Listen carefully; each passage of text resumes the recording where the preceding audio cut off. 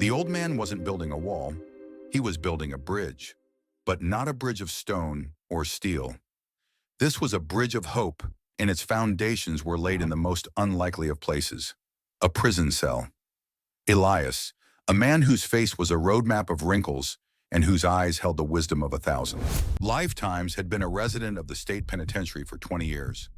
Falsely accused of a crime that had stolen his youth and his freedom, he had every reason to be bitter, to let the cold, gray walls of his cell seep into his soul. But Elias had chosen a different path. He had chosen to build. His bricks were the tattered pages of discarded books, his mortar, the patient hours he spent tracing letters and sounding out words.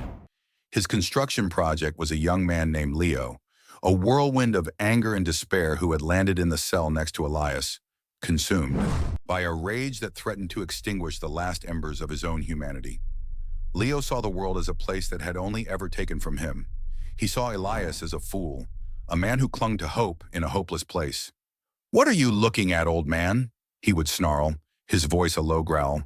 Elias would simply smile, a gentle, unwavering smile that seemed to hold a light of its own. "I see a young man with a story to tell," he would reply, his voice a calm and steady current against the torrent of Leo's anger. Days turned into weeks, and weeks into months. Elias's quiet persistence began to chip away at the walls Leo had built around himself. He started by teaching Leo to read, using the tattered copy of To Kill a Mockingbird that he had salvaged from the prison library. At first, Leo was resistant, his pride a stubborn barrier. But Elias was patient, his belief in Leo a gentle but relentless force. Slowly, painstakingly, the letters on the page began to transform from meaningless symbols into words, and the words into sentences. For the first time in his life, Leo felt the power of a story, the magic of a world beyond. His own grim reality. He devoured every book Elias could find, his hunger for knowledge a fire that had finally found its fuel. But Elias didn't just teach Leo to read, he taught him to write. He gave him a pencil and a stack of paper and told him to write his own story. "Your voice is your own," Elias would say. "It is the one thing they can never take from you." And so Leo wrote. He wrote about the anger and the pain, the injustice and the loss. He wrote about the boy he had been and the man he wanted to become.